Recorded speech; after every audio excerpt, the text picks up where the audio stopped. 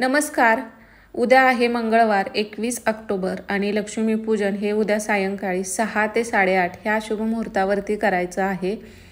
तर लक्ष्मीपूजन करायच्या अगोदर आपल्याला आपली नेहमीची देवपूजा वगैरे सकाळी झालेली असते. तर ती देवपूजा करताना सगळ्या देवांना आपल्याला अभिषेक घालायचा आहे पंचामृताचा आणि स्वच्छ पाण्याचं स्नान घालून नंतर अभिषेक घालून घ्यायचा आहे.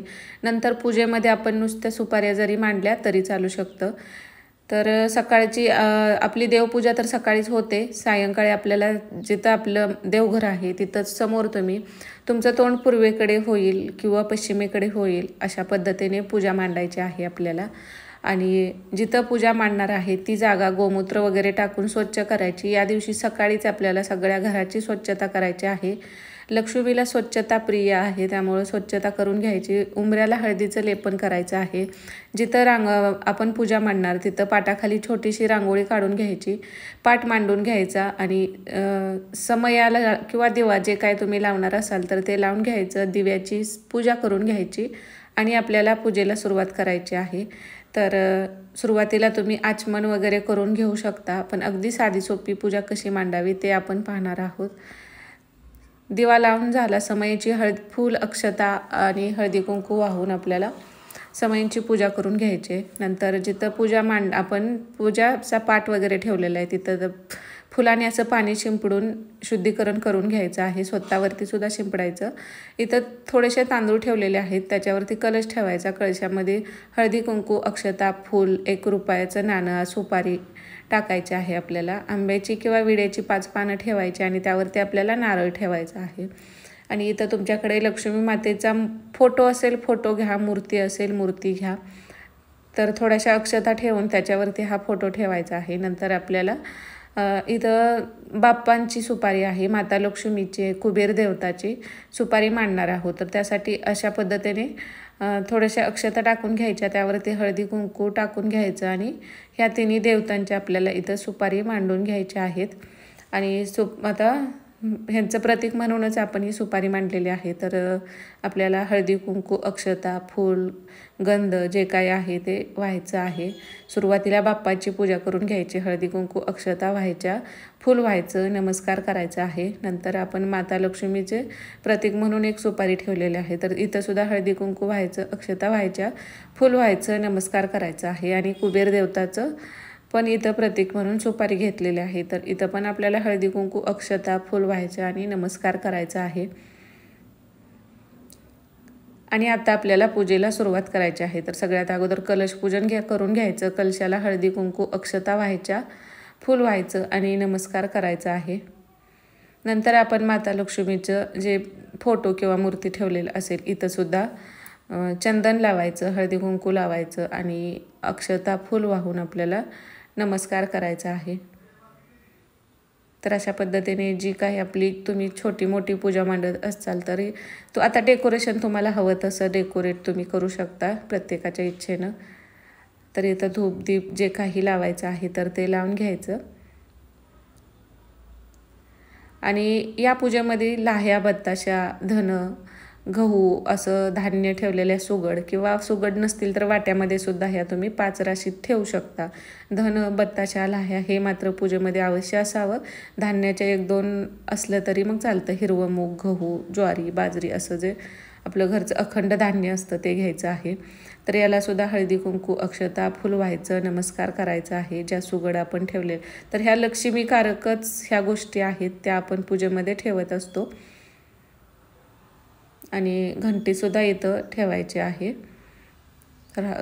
घंटाला सुद्धा हळदी कुंकू अक्षता फूल व्हायचं, नमस्कार करायचं. आणि लक्ष्मीसाठी इथं एक विडा ठेवलेला आहे. तर तुम्ही ब्लाऊज पीसनं सुद्धा ओटी भरू शकता. आणि इथं आता लक्ष्मीचं प्रतीक किंवा लक्ष्मीकारक म्हणून केरसुणी. तर या दिवशी केरसुणीला फार मान असतो. तर अशा पद्धतीची केरसुणी पूजेमध्ये आणली जाते. तर हळदी कुंकू अक्षता फूल वाहून नमस्कार करायचं आणि केरसुणीची सुद्धा पूजा करायची आहे. नंतर इथं जे काय तुमच्याकडे पैसे असतील सोनं असतील ते सुद्धा आपण लक्ष्मीकारक म्हणून याची पूजा करतो. तर हळदी कुंकू अक्षता फूल व्हायचं, नमस्कार करायचं आहे. आणि अशीच आपली पूजा झाली. नंतर इथं आपल्याला नैवेद्य जे तुम्ही फराळासाठी नैवेद्य बनवलेलं आहे दिवाळीचा फराळ, तर तो सगळा इथं ठेवायचा आहे. पाटावरती पाण्याचा भरीव चौकोन केला, त्यावरती नैवेद्याचं ताट ठेवायचं आणि 3 वेळा पाणी फिरवून घ्यायचं. नंतर थोडंसं लाह्या आणि धनं जे आहेत ते असं एकत्र करून घ्यायचं आणि जी पूजा आपण मांडलेली आहे त्या सगळ्या पूजेवरती हे धनं आणि लाह्या टाकायचं आहे. तर या दिवशी धन्याला फार महत्त्व असतं आणि लाह्याला सुद्धा त्याचसोबत. नंतर आपण बाप्पांची आरती करून घ्यायची आणि नंतर माता लक्ष्मीची आरती आपल्याला करायची आहे. तर घरातील सगळ्यांनी मिळून ही आरती करायची आहे. आणि आरती झाल्यानंतर तुम्हाला इथं पंत्या वगैरे जे काय लावायचं आहे, जे फुलांचं डेकोरेशन, रांगोळ्या करायच्यात, हे तुम्ही करू शकता. आणि अगोदर बाप्पांचीच आरती करायची, मग माता लक्ष्मीची आरती करायची आणि घरातील सगळ्यांनी इथं नमस्कार करायचा आहे. आणि जी कोणती तुमची इच्छा असेल तर ती तुम्ही आज इथं मागू शकता. आणि आपल्या कुटुंबाच्या कल्याणासाठी इथं माता लक्ष्मीला आपल्याला प्रार्थना करायची आहे, सदैव तिचा आशीर्वाद आपल्यावरती राहू देत म्हणून. आणि पूजा झाल्यानंतर नारळ वाढवतात इथं. तर कलशातला नारळ काढायचा नाही, तो तसाच ठेवायचा. दुसरा नारळ आपल्याला इथं पूजेच्या समोर वाढवायचा असतो. तर तो नारळ तुम्ही वाढवून घेऊ शकता. तर या दिवशी आपण सायंकाळच्या वेळेत पूजा केली असली तरी थोडेसे बराच वेळ आपला दरवाजा आहे, तो मेन दरवाजा आपण कसं जास्त उघडं ठेवत नसाल तर या दिवशी थोडा वेळ तरी, ज्यावेळी आपली पूजा चालू आहे त्यावेळी तरी तो दरवाजा, खिडक्या उघड्या असाव्यात. लक्ष्मी यावेळी तिन्ही सांजेच्या वेळी अशी पण आत येत असते त्यामुळं. आणि पूजा करायच्या अगोदर आपल्याला सायंकाळी तुळशीची पूजासुद्धा करून घ्यायची आहे. घरातील देवाला दिवाबत्ती करायची आहे. जरी सकाळी पूजा केली असली तरी संध्याकाळची दिवाबत्ती वगैरे करून घ्यायची, तुळशीची पूजा करायची. बाहेर सगळ्या लाईट्स, उजेड, जेवढा उजेड तुम्हाला करता येतोय तर तेवढा उजेड करायचा आहे. आणि मग आपल्याला इथं पूजेला सुरुवात करायची असते.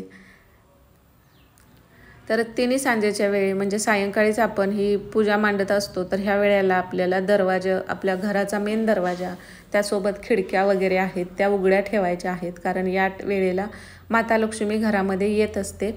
तर तिचं स्वागत करण्यासाठी लाईट वगैरे सगळ्या, जेवढे तुम्हाला दिवे लावता येतात, जेवढ्या लाईट्स लावता येतात तेवढं सगळं लावायचं आहे. आणि स्वच्छता तर सकाळीच आपल्याला करायची आहे, कारण माता लक्ष्मीला जिथं स्वच्छता फार प्रिय आहे, जिथं स्वच्छता तिथं माता लक्ष्मीचा वास नेहमीच असतो. तर अशा पद्धतीने आपल्याला दरवाजे वगैरे उघडं ठेवूनच पूजा करायची आहे. आणि पूजा झाल्यानंतर पण रात्री 12पर्यंत तरी बरेच जण जागरण करतात. तुम्हाला जेवढं शक्य आहे तोपर्यंत तरी दरवाजा, खिडक्या उघड्या ठेवायच्या आहेत. तर अशा पद्धतीने तुम्ही साधी सोपी लक्ष्मीपूजनची ही जी पूजा आहे मांडू शकता. व्हिडिओ आवडला असेल तर लाईक करा. चॅनलवरती नवीन असाल तर सबस्क्राईब करायला विसरू नका. ओम श्री महालक्ष्मी नमः.